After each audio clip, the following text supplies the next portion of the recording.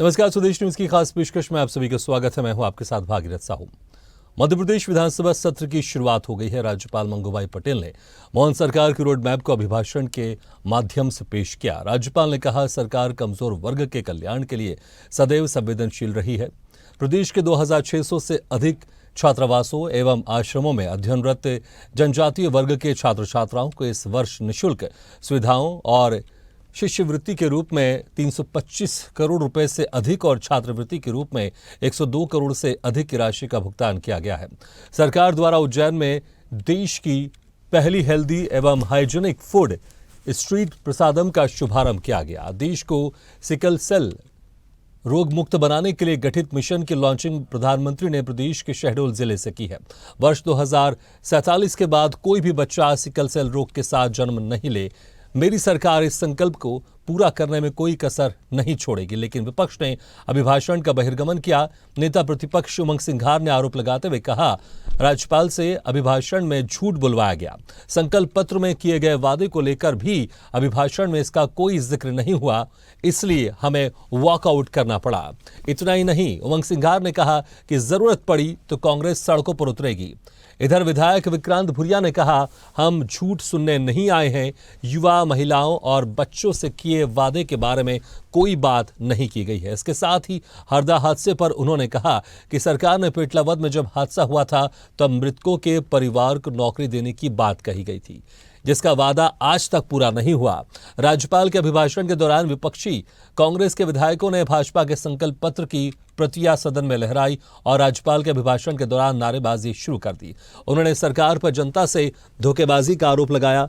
नेता प्रतिपक्ष उमंग सिंघार ने कहा कि अभिभाषण में ना तो धान की खरीदी 3100 रुपये प्रति क्विंटल करने का उल्लेख है और ना ही गेहूं का मूल्य 2700 रुपये देने की बात की गई है। 450 रुपये में रसोई गैस सिलेंडर देने का भी जिक्र नहीं किया गया है। नारेबाजी करते हुए कांग्रेस के सदस्य सदन के बाहर निकल गए। आज के विपक्ष के रुख को देखते हुए इतना तो तय है कि सदन के अंदर और बाहर हंगामा होता रहेगा, लेकिन मोहन सरकार ने भी पूरी तैयारी की हुई है। चलिए, तो जिस तरह से आज विधानसभा सत्र की शुरुआत हो गई है और कौन किस तरह से तैयार है और आगे क्या कुछ होगा, इस पर हम विस्तार से चर्चा करेंगे। हमारे साथ जुड़ गए हैं BJP media panellist Shivam Shukla ji, Amit Chaurasia ji Congress प्रवक्ता और स्वदेश न्यूज के एसोसिएट एडिटर मुक्ता पाठक जी। मुक्ता जी, आपसे शुरुआत हम करना चाहेंगे चर्चा की। जिस तरह से आज विधानसभा सत्र की शुरुआत हो गई है और बहुत सारी घोषणाएं की गई हैं, छात्रावास के लिए घोषणाएं की गई, शिष्यवृत्ति के लिए घोषणाएं की गई है, लेकिन विपक्ष की तरफ से कहा गया है कि धान की खरीदी को लेकर जो 3100 रुपए का जिक्र नहीं किया गया, गेहूं की खरीदी को लेकर 2700 रुपए का जिक्र नहीं किया गया और गैस सिलेंडर को लेकर भी वहां पर जिस तरह से 450 रुपए की बात की गई थी उसका जिक्र नहीं किया गया और तमाम मुद्दों को लेकर विपक्ष ने वॉकआउट कर दिया। जैसे कि कल आप कह भी रही थी, जिक्र भी हम कर रहे थे कि विधानसभा सत्र आसान नहीं होगा, हंगामेदार जरूर होगा, और वैसे ही हुआ। देखिए, बिल्कुल देखिए, कांग्रेस में जब से युवा ब्रिगेड ने चार्ज लिया है, हम लगातार देख रहे हैं कि एग्रेसिव मोड में कांग्रेस है। 2 दिन का विशेष सत्र था, उसमें भी कई मुद्दे उठाए गए थे। नेता प्रतिपक्ष उमंग सिंघार लगातार लाडली बहना योजना को लेकर उन्होंने जताया था, कहा था कि नहीं होगा, बंद हो जाएगा, हालांकि सरकार उसके पैसे दे रही। तो लगातार कांग्रेस जो है एग्रेसिव मोड में है। और आज की अगर हम राज्यपाल के अभिभाषण की बात करें तो कांग्रेस का ये कहना है, जो संकल्प पत्र उन्होंने सदन के अंदर और बाहर भी लहराया, हंगामा किया, नारेबाजी की, उनका कहना है कि बीजेपी की सरकार जो है वो राज्यपाल के अभिभाषण में झूठ परोस रही है। जो संकल्प पत्र की विधानसभा के समय जिक्र होता है, फिर अब लोकसभा आने वाली है तब जिक्र होगा, लेकिन वो वादे पूरे नहीं किए जाते हैं जनता। तो इस बात को लेकर कांग्रेस ने नाराजगी जाहिर की, हंगामा किया, सदन से वॉकआउट किया और कांग्रेस का लगातार ये कहना है कि वो जनता के इश्यूज उठाते रहेंगे और लगातार वो उठाती रहेगी, चाहे वो सदन के अंदर की बात हो या सदन के बाहर की बात हो, सड़क पे जाना पड़े तो वो। उमंग सिंघार को हम लगातार देख रहे हैं, नेता प्रतिपक्ष जब से बने हैं वो लगातार कांग्रेस को एक एक्टिव मोड, एक एग्रेसिव मोड में लेकर चल रहे हैं। तो चलिए, हमने बात भी की थी, कल भी हम लोगों ने यही बात की थी भागीरथ जी, कि इस बार का भी जो सत्र रहेगा हंगामेदार रहेगा। कांग्रेस लगातार मुद्दे उठाती रहेगी, आएगी और वो बैकफुट पे नहीं आएगी। तो चलिए, हमारे साथ इस वक्त मौजूद हैं शिवम जी, हम उनसे पूछते हैं कि जिस तरह का आज जो हम लोगों ने माहौल देखा सदन के अंदर में, और जिस तरह से कांग्रेस एकदम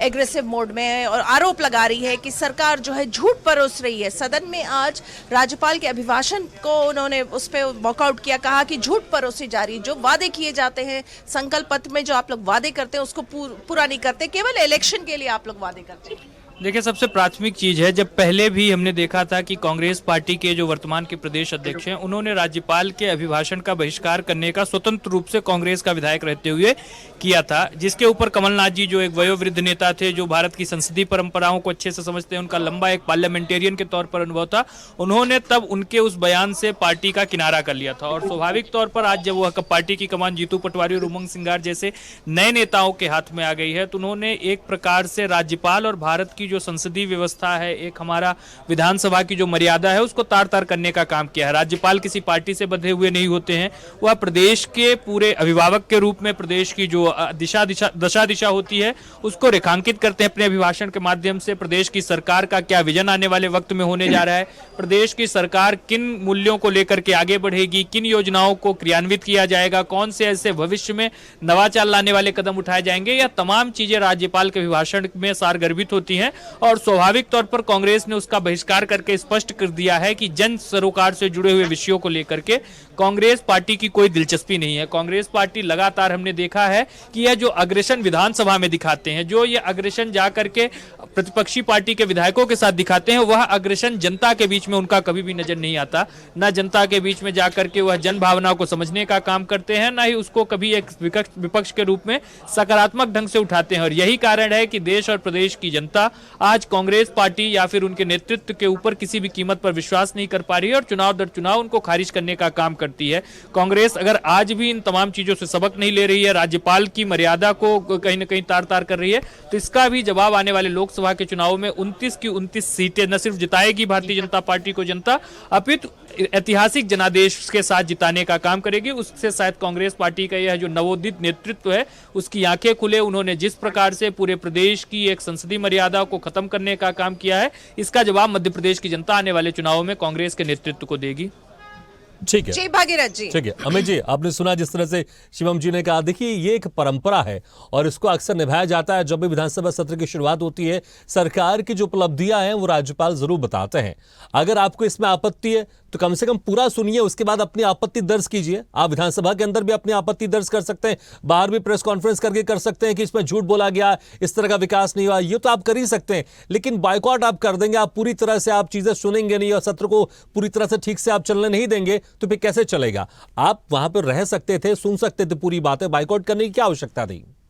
देखिए, इसमें सबसे बड़ी बात, शिवम भाई मेरे मित्र रहे हैं और इन्होंने बहुत एक अच्छी बात कही कि राज्यपाल जो है पूरे मध्य प्रदेश के अभिभावक होते हैं। और जिस तरह से ये अभी कह रहे हैं कि राज्यपाल जी की मर्यादा तो जो है तार तार हुई है, तो इसका श्रेय भी भारतीय जनता पार्टी को ही जाता। क्यों उन्होंने भ्रमित करा राज्यपाल जी को? आज उनका अभिवादन था बजट सत्र के ऊपर, और जो उन्होंने बात करी और जो उन्होंने बात रखी भारतीय जनता पार्टी की तरफ से, जो उन्होंने पक्ष रखा, जो सरकार की नीतियां बताई, सारी बातें झूठ थी। और रही बात बहिर्गमन करने की राजभवन वहां विधानसभा से, तो विपक्ष को अगर अपनी बात रखने का मौका नहीं मिलेगा तो क्या करेंगे? हमारे नेता प्रतिपक्ष को बात रखने नहीं दिया गया, हमारे विधायक विक्रांत भूरिया जी को बात रखने नहीं दिया गया, आदिवासी जनजातियों की बात की गई। 207 करोड़ रुपए भी आदिवासियों को जो मिला था, वो बजट पूरा उठा के जो है राज्य सरकार ने उसको दूसरे वर्ग में डाल दिया। तो आज ये देखिए कि कोरोना काल के अंदर आज ये शिक्षा की बात कर रहे हैं, आज आदिवासी छात्रावासों की इस तरह दुर्गति मध्य प्रदेश में है। खरगोन चले जाइए, बड़वानी चले जाइए, धार चले जाइए, झाबुआ चले जाइए, मंडला चले जाइए, बुंदेलखंड चले जाइए, सारे आदिवासी छात्रावास पिछले कोरोना काल से बंद पड़े हुए। सरकार ने उसको सूट लेने का प्रयास नहीं करा। 307 योजनाएं जो शिवराज सिंह चौहान जी के समय चालू की गई थी, चुनाव के पूर्व जिनकी घोषणाएं की गई थी, आज वो सारी योजनाएं बंद कर दी गई, एक में भी पैसा नहीं है। लाडली बहना जिसके नाम से मध्य प्रदेश की महिलाओं को छला गया, शिवराज सिंह चौहान जी ने कहा कि भाई आप दिन गिनिए, 1 2 3 4 5, सरकार बनते ही 3,000 रुपए आपके खाते में आएंगे। आज कहाँ है? लाडली बहना का जिक्र क्यों नहीं था? 450 की रसोई गैस की सिलेंडर की बात की गई, कहाँ है? आज महिलाएं चक्कर लगा रही है, टंकियां नहीं मिल रही है, गैस का सिलेंडर नहीं मिल रहा। तो इस तरह का छलावार झूठ क्यों परोसना? मैं कहता हूँ आप जातिगत जनगणना से भाग रहे हैं, यही काम शिवराज सिंह चौहान जी ने करा। 20 वर्ष मध्य प्रदेश के मुख्यमंत्री रहे, खुद को पिछड़ा किसान का पुत्र बताते रहे, उन्होंने पिछड़ों को लेकर कुछ नहीं करा। और आज मध्य प्रदेश में प्रतिनियुक्ति पे आए मोहन यादव जी मुख्यमंत्री, जो लोकसभा तक पता नहीं रहेंगे कि नहीं रहेंगे। आज वो क्या कर रहे हैं पिछड़ों के लिए? पिछले 1 वर्ष से जो है इंजीनियरिंग कॉलेज की और मेडिकल कॉलेज की छात्रवृत्ति पिछड़ा वर्ग को नहीं मिली। बढ़ाना तो छोड़िए, जो मिल ही नहीं मिली। तो कहाँ रखे ये बात? आप विधानसभा में बात रखने नहीं दे रहे। ठीक है, आप ये कह रहे हैं सारे मुद्दे थे जो आपको विधानसभा में रखने थे, लेकिन रखने नहीं दिया गया। माइक बंद कर, मेरी बात, मैं अपना पक्ष पूरा रख दूं। पूरी आप माइक बंद कर देंगे विधायकों के, आप विपक्ष को सुनेंगे नहीं। आपके बजट के अंदर ऐसी कोई घोषणा नहीं है जो आपने अपने संकल्प पत्र में कही। अरे आपका काम था सरकार बनते अपने संकल्प पत्र की घोषणाओं को पूरा करना। आपका काम था 43% महंगाई भत्ता जो कर्मचारी था देने का। आपका काम था पटवारी परीक्षा। ठीक है, बहुत सारे सवाल पूछने में जवाब भी ले लेता हूं, मैं जवाब भी ले लेता हूं। ठीक है, शिवम जी जवाब ले। शिवम जी, अमित जी कह रहे हैं कि बहुत सारे मुद्दे थे, उन्होंने बहुत सारे मुद्दे गिनाए भी हैं, लेकिन विधानसभा में आपने बोलने नहीं दिया, इसलिए मजबूरन उनको बायकॉट करना पड़ा। अगर उनको बोलने देते विधानसभा में, ये सारी बातें रखने देते, तो बायकॉट भी नहीं करते वो। देखिए, सबसे प्राथमिक चीज है राज्यपाल का जो अभिभाषण था उसमें कौन से तथ्यों का विवरण था, राज्यपाल किन विषयों को उठाने जा रहे थे। यह तमाम चीजें सुनने के पश्चात अगर कांग्रेस पार्टी इस प्रकार के किसी निष्कर्ष तक पहुंचती तो शायद स्थिति कुछ और होती। और इसके साथ ही साथ एक और बात ध्यान देने वाली है, अभी राज्यपाल के अभिभाषण तक किसी भी व्यक्ति को बोलने की स्वायत्तता नहीं रहती है। उसके पश्चात विपक्ष हो या विपक्ष हो, तमाम मंत्री विधायक सबको सदन के पटल पर अपनी बात रखनी होती है, जो जनता के बीच में रिकॉर्ड होकर के जाती है। पूरा प्रदेश उस बात का साक्षी बनता है और विधानसभा में कही गई प्रत्येक बात, प्रत्येक सवाल, उसका एक रिकॉर्ड बुक है, उसमें तमाम चीजें दर्ज होती है। लेकिन कांग्रेस पार्टी चूंकि इस बात को जानती है कि जब तथ्यों की बात आएगी, जब कहीं ना कहीं हार्ड फैक्ट्स को विधानसभा के पटल पर रखा जाएगा, तो उसके सामने कांग्रेस के नेता और कार्यकर्ता सरकार को किसी भी सूरत पर घेर नहीं पाएंगे। इसलिए अपनी जवाबदेही से बचते हुए, जो ठेके पर कांग्रेस पहले कमलनाथ जी चला रहे थे, अब उमंग सिंगार और जीतू पटवारी को दी गई है, उन लोगों ने इस प्रकार का कृत्य किया है। सबसे जो महत्वपूर्ण बात है, भारतीय जनता पार्टी की सरकार किसी भी चुनाव में जाए, जहां हम सत्ता में होते हैं, इनकम्बेंट हमारी गवर्नमेंट होती है, वहां पर हम अपनी सरकार का रिपोर्ट कार्ड जनता के सामने पहले प्रस्तुत करते हैं और उसके पश्चात चुनाव में जाते हैं। हम अभी भी 5 साल तक सरकार चलाएंगे और इसके पश्चात हम अपना जो 5 सालों का रिपोर्ट कार्ड है वो अभी मध्य प्रदेश की जनता के सामने रखेंगे। हम बताएंगे कि हमने अपना जो संकल्प पत्र था उसमें से कितनी घोषणाओं, कितने वादों को मध्य प्रदेश की जनता के लिए पूर्ण करके दिखाया है और क्यों जनता को हमारे ऊपर विश्वास करना चाहिए। भारतीय जनता पार्टी ने इस चुनाव से पूर्व भी विजय संकल्प पत्र जो अपना अभियान था, उससे पहले हमने अपना एक रिपोर्ट कार्ड प्रदेश की जनता के सामने रखा था और उसके पश्चात चुनाव में उतरे थे। और स्वाभाविक तौर पर यह चीज आगे भी चलेगी। कांग्रेस पार्टी की इस प्रकार की आरोप प्रत्यारोप की राजनीति को जनता ने कभी भी स्वीकार नहीं किया है। आगे भी मध्य प्रदेश की जनता उनके इस लोकतंत्र विरोधी आचरण को देख रही है, जिस प्रकार से सदन का बहिष्कार किया जा रहा है। विधानसभा जो इस प्रदेश की एक पूरे जन भावना को परिलक्षित करने का स्थल है, उस पर अगर इस प्रकार से आज कांग्रेस अपना विश्वास नहीं दिखा पा रही, यह दिखाता है कि कांग्रेस का वास्तव में सामंतवादी रवैया है। लोकतंत्र के ऊपर कांग्रेस पार्टी और इसके नेताओं, कार्यकर्ताओं और विधायकों का विश्वास नहीं है, जिसके परिणाम स्वरूप आज इस प्रकार की स्थिति हमारे प्रदेश के सामने उत्पन्न हो रही है। मध्य प्रदेश की जनता को जो एक सार्थक और सकारात्मक विपक्ष चाहिए, वह भी कांग्रेस पार्टी उस उत्तरदायित्व का भी निर्वहन सही तरीके से नहीं कर पा रही है। और स्वाभाविक तौर पर यही कारण है कि जो विपक्ष का स्पेस है, कांग्रेस पार्टी धीरे धीरे राष्ट्रीय स्तर पर भी और प्रदेश के स्तर पर भी उसको खोती हुई चली जा रही है। ठीक है अमित जी, देखिए इसमें बिल्कुल अमित जी देखिए, ये तो वैलिड बात है। अगर राज्यपाल का अभिभाषण चल रहा है तो कम से कम उसको पूरा तो सुनना चाहिए ना, उसके बाद आप अपनी आपत्ति दर्ज कर सकते हैं। और आज तो पहला दिन है, अभी तो और बहुत सारे दिन बचे हैं और उसमें भी आप अपनी बात रख सकते हैं। और आप लोग के पास तो ऑप्शन भी होता है कि आप लोग तारांकित के जरिए आप लोग प्रश्न कर सकते हैं, उसका जवाब सरकार देती है। बहुत सारे ऑप्शन है आपके पास है और फिर वहां पर शून्यकाल होगा, प्रश्नकाल होगा, ये तमाम चीजें। लेकिन पहले दिन इस तरह से बाइकआउट करना, ऐसा लगता है कि विपक्ष पहले से प्लान करके बैठा है कि वो इसी तरह से बाइकआउट करेगा। क्योंकि अगर अभिभाषण के बाद इस तरह का बाइकआउट होगा तो क्या आने वाले जो दिन है उसमें आप लोग पूरा साथ देंगे सरकार का, या फिर जिस तरह से आप कह रहे हैं कि हमें बोलने नहीं दिया जा रहा, उसका जवाब दिया शिवम जी ने, उसका जवाब दिया कि आपके पास मौका है लेकिन अब राज्यपाल का अभिभाषण चल रहा है तो इस बीच में आपको कैसे बोलने का मौका दिया जाएगा? उनका पूरा भाषण हो जाएगा, उसके बाद जो प्रक्रिया के तहत सबको चांस मिलता है बोलने के लिए। नहीं, देखिए इसमें 2 बातें हैं। पहली बात, राज्यपाल जी ने जो अभिभाषण अपना दिया, प्रदेश सरकार ने पूरा की पूरा झूठ का पुलिंदा उनके हाथ में पकड़ा दिया। क्या होता है, आप पहली बार बजट पेश करने जा रहे हैं, आपका नई सरकार का पहला कार्यकाल आप शुरू करने जा रहे हैं और सबसे बड़ी जो घोषणाएं आपकी थी आप उसको पूरा करें। आप प्रदेश की झंडा को झूठ परोस रहे हैं और आप ये उम्मीद और अपेक्षा रख रहे हैं कि कांग्रेस पार्टी उसमें आपका साथ देगी। कांग्रेस पार्टी ने हमेशा राजनीतिक धर्म का पालन करा है। ये अलग बात है कि भारतीय जनता पार्टी हमेशा धर्म की राजनीति करके सत्ता को हथियाने का काम भारतीय जनता पार्टी ने करा, और ये ईवीएम की धांधली से बनी हुई सरकार है। और शिवम भाई, मुझे नैतिकता का पाठ ना पढ़ाए वहां खड़े रह के। वो ये बताया कि जो प्रदेश की जो घोषणाएं उन्होंने करी थी चुनाव के पूर्व, आज उसको पूरा करने का दिन था। ठीक है, लेकिन अभी मुझे बस एक बात बताइए। ठीक है, नहीं, मैं आपको काट दे रहा हूं, आपके पास पूरा मौका। अमित जी, लेकिन का अभाव है, 4,00,000 करोड़ से अधिक का मध्य प्रदेश में कर्ज हो गया। जिस मेट्रो प्रोजेक्ट का ट्रायल रन करके शिवराज सिंह चौहान जी ने आज वाहवाही लूटी थी, आज दोनों प्रोजेक्ट बंद कर दिए गए, भोपाल और इंदौर के। तो आप ये बताइए मध्य प्रदेश की जनता को, पिछड़ों का उनका अधिकार देने से क्यों भाग रही है? ठीक है, बहुत सारे आप सवाल पूछ, लेकिन मैं आपसे वही कह रहा हूँ, देखिए जो राजनेता या विपक्ष है, उनके पास दो जगह मौका मिलता है अपनी बात रखने का। अमित जी, मेरी बात सुनिए। 2 गुना करने की बात 2022 में अमित जी, मेरी आवाज आ रही है आपको? अमित जी, मुझे सुन पा रहे हैं आप? क्यों नहीं दिया गया? 3100 रुपए क्यों धान का मूल्य नहीं किया गया? ये बताइए आप मुझे। प्रदेश की जनता ये जानना चाहती है, जिसके ऊपर आप आज कुर्सी पे बैठे हुए हैं, प्रतिनियुक्ति। अमित जी, मेरी आवाज आ रही है आप तक? लोकसभा से ज्यादा दिखने वाले नहीं, पहले रिमोट। चलो, लगता है कि शायद मेरी आवाज अमित जी तक नहीं पहुंच पा रही है। अमित जी, अगर आप मुझे सुन रहे हैं, सुन के अनसुना कर रहे हैं, वो बात अलग है, लेकिन अगर मेरी आवाज नहीं पहुंच पा रही है तो इसको हम देखते हैं कि आखिर मेरी आवाज अब तक क्यों नहीं पहुंच पा रही है। ठीक है, ठीक है अमित जी, अगर आप सुन के अनसुना कर रहे हैं तो चलिए मैं शिवम जी के पास जाता हूँ। ठीक है शिवम जी, देखिए मुझे ये बताइए, विपक्ष के पास 2 जगह स्थान होते हैं, एक विधानसभा में अपनी बात रख सकते हैं या फिर जनता के सामने प्रेस कॉन्फ्रेंस करके अपनी बात रख सकते हैं। लेकिन ठीक है, कॉन्फ्रेंस नहीं होगी, आप जनता के सामने लेकिन शिवम जी, अगर विपक्ष दोनों जगह अपनी बात नहीं रख रहा, वो कह रहे हैं कि राज्यपाल के अभिभाषण में पूरा झूठ परोसा गया, तो कम से कम ये 2 जगह अपनी बात क्लियरिफाई कर सकते थे, विधानसभा में क्लियरिफाई कर सकते क्या क्या आपने झूठ का तथ्यों के साथ, क्योंकि विधानसभा में आप झूठ नहीं रख सकते, वहां पर प्रेस कॉन्फ्रेंस करके भी आप तथ्यों के साथ कर सकते थे कि ये बातें झूठ कही गई है। आप इनसे पूछिए, 207 करोड़ आदिम जाति कल्याण। मैं आपसे पूछ रहा था, आप मेरी बात नहीं सुन रहे हैं। आप कम से कम मेरी बात। देखिए, सबसे प्राथमिक चीज आज जो हम देख रहे हैं है कि संचार के इतने सारे माध्यम होने के बावजूद भी कांग्रेस के कार्यकर्ता नेता आज इंदौर शहर में। ठीक है, जवाब दे रहे हैं शिवम जी, क्योंकि आप मेरी बात सुन नहीं रहे हैं। इंदौर शहर के अंदर 400। देखिए, कांग्रेस के नेताओं की यही फितरत है कि वह अपनी बात तो कहेंगे, सूट और स्कूट की राजनीति इन लोगों ने हमेशा भी की है। जब भी उनको इस प्रकार से कोई हार्ड फैक्ट सुनने पड़ते हैं तो यह लोग इसी प्रकार से उसमें विघ्न और व्यवधान उत्पन्न करने का काम करते हैं। आज जो सबसे महत्वपूर्ण विषय है, विधानसभा में आज यह राज्यपाल का अभिभाषण सुनते, इसके पश्चात इनके जिन भी विधायकों को विधानसभा अध्यक्ष के द्वारा सदन में अपनी बात रखने के लिए खड़ा किया जाता, वहां पर यह अपनी बात रखते। और इसके अलावा भी आज सोशल मीडिया है, तमाम न्यूज के प्लेटफॉर्म्स हैं, प्रेस कॉन्फ्रेंस का माध्यम है, जनता के बीच जन आंदोलन खड़ा करने की स्वतंत्रता है, लेकिन कांग्रेस पार्टी कभी भी इन माध्यमों का उपयोग नहीं करती है।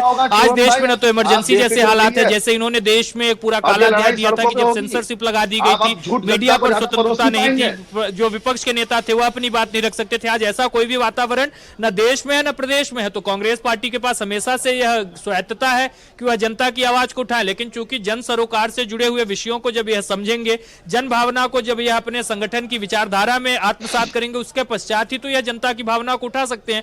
लेकिन चूंकि अब कांग्रेस पार्टी का जनता के साथ एक सीधा विलगाव हो चुका है, और स्वाभाविक तौर पर यही कारण है कि आज इस प्रकार से इन्होंने राज्यपाल का अभिभाषण का बहिष्कार करके मध्य प्रदेश की पूरी जो संसदीय मर्यादा है उसको तार तार करने का काम किया है। और स्वाभाविक तौर पर यह चीजें आने वाले वक्त में भी हमारी जो लोकतांत्रिक प्रणाली है, हमारा जो यह पूरा एक स्ट्रक्चर है, उसके लिए एक अच्छा संदेश नहीं है। कांग्रेस पार्टी को आज एक बार फिर से आत्ममंथन करने की आवश्यकता है। यह जनादेश जो हमें 5 साल के लिए मिला है, हमें फिर से जनता के बीच में जाना है। हम लगातार इस बात को लेकर के चलते हैं कि चुनाव दर चुनाव जनता का आशीर्वाद हमें मिलना चाहिए, और उसी के लिए हमारी सरकार सत्ता में आने के बाद प्रयासरत रहती है।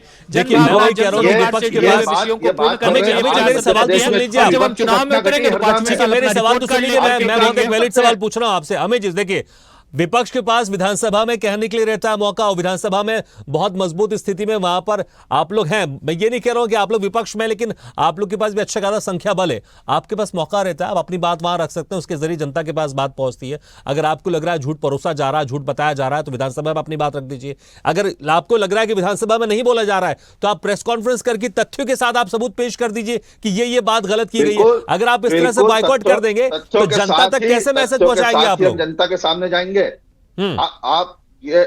हम इसमें पूरे तथ्यों के साथ ही जनता के सामने जाएंगे। लेकिन आज मध्य प्रदेश में इतनी विभत्स घटना घटी हरदा में है, सरकारी आंकड़ा 11 का 30 मजदूर लापता होगा अंदर। और ये मध्य प्रदेश की शर्मनाक सरकार जो उस समय सरकार में बनी हुई है, उन्होंने पेटलाबाद के घटना के अंदर क्या करा था? मृतकों को मुआवजा दिया जाएगा, सरकारी नौकरी दी जाएगी, वो घोषणा आज तक पूरी नहीं करी। और आज राज्यपाल जी का अभिभाषण के अंदर उसका जिक्र तक नहीं उस घटना का। और कौन है आरोपी? भारतीय जनता पार्टी से जुड़े हुए लोग। पूरे मध्य प्रदेश में लूटो कमाओ योजना मध्य प्रदेश में भारतीय जनता पार्टी की सरकार में चल रही है।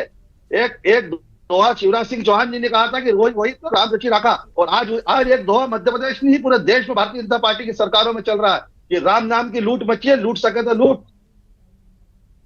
पूरी लूट मचा रखी है इन लोगों ने। और ये कहना है कि इनका झूठ में हम साथ में खड़े रहे।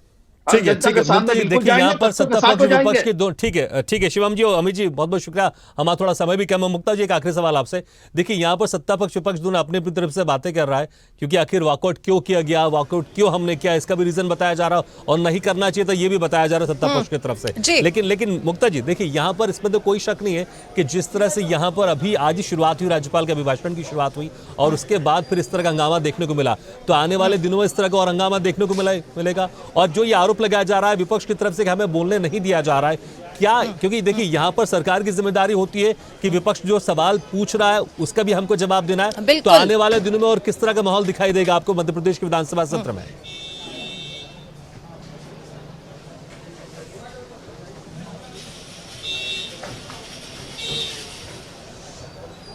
देखिए भागीरथ जी, ये आप और हम कल भी ये बात कर रहे थे, लगातार जो है जिस तरह से कांग्रेस में नेतृत्व परिवर्तन हुआ है और एक एग्रेसिव मोड में कांग्रेस है। हमने जो पिछला जो 2 दिन का विशेष सत्र था उसमें भी हमने देखा था नेता प्रतिपक्ष को और उमंग सिंगार और हेमंत कटारे को एग्रेसिव मोड में है। आज जिस तरह से राज्यपाल के अभिभाषण के समय उन्होंने वॉकआउट किया और उसके बाद जिस तरह से उन्होंने संकल्प पत्र लहराया, पूरे सदन में हंगामा किया, तो आप समझ सकते हैं कि आने वाला जो 8 दिन जो है, जो 8 बैठकें होनी है उसमें कांग्रेस का रुख क्या रहेगा? एग्रेसिव रहेगा, बिल्कुल रहेगा। और उमंग सिंगार ने कहा भी है कि वो लगातार जो है मुद्दे उठाते रहेंगे, चाहे सदन के अंदर हो या सदन के बाहर हो। जनता की बातें वो उठाएंगे, जनता की इश्यूज वो उठाएंगे, चाहे उनको रोड में ले जाना पड़े जनता की बातें। तो आज के मूड से, आज का जिस तरह से कांग्रेस का जो पूरा रुख था, उससे हम समझ सकते हैं, अंदाजा लगा सकते हैं कि अगला 8 दिन जो 8 बैठकें होंगी विधानसभा की, वो इसी तरह की रहेंगी, हंगामेदार रहेंगी। कांग्रेस बिल्कुल एग्रेसिव मोड में, और लगातार उनका ये आरोप है कि सरकार जो है झूठ परोस रही है, जो वादे कर रही है वो नहीं निभा रही है। बिल्कुल मुक्ता जी, बहुत बहुत शुक्रिया हमारे साथ जुड़ने के लिए। और एक बार फिर से शिवम शुक्ला जी और अमित चौरसिया जी बहुत बहुत शुक्रिया हमारे खास चर्चा में शामिल होने के लिए। तो सत्र सियासत सवाल, संकल्प पत्र पर बवाल। यहाँ पर जिस तरह से राज्यपाल का अभिभाषण यहाँ पर दिया गया, उसके बाद से विपक्ष की तरफ से वॉकआउट भी कर दिया गया। वो कहा गया विपक्ष की तरफ से कि झूठ परोसा जा रहा है, लेकिन यह है कि बायकॉट नहीं करना चाहिए। मेरा एक व्यक्तिगत मानना है कि विधानसभा में मौका मिलता है, विपक्ष को भी अपनी बात रखना चाहिए और सरकार को भी ध्यान देना चाहिए कि विपक्ष को पूरा मौका दे अपनी बात रखने का, क्योंकि एक वही जगह है जहां पर सत्ता पक्ष विपक्ष दोनों आपस में एक बातचीत कर सकते हैं और जनता के बीच में एक मैसेज जाना चाहिए कि एक अच्छे लोकतंत्र में एक स्वस्थ यहां पर चर्चा हो रही है, और जो भी चर्चा हो रही है, जो भी बातचीत हो रही है, वो प्रदेश के विकास के लिए हो रही है। इसी के साथ हमारी खास पेशकश में फिलहाल इतना, लेकिन खबरों का सिलसिला लगातार जारी है। आप देखते रहिए स्वदेश न्यूज़। सबसे पहले देश।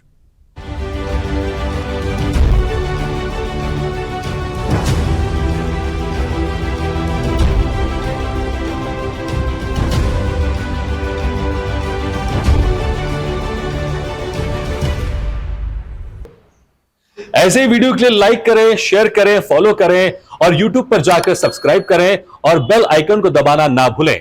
और ताजा तरीन अपडेट के लिए स्वदेशलाइव.com पर जरूर जाएं।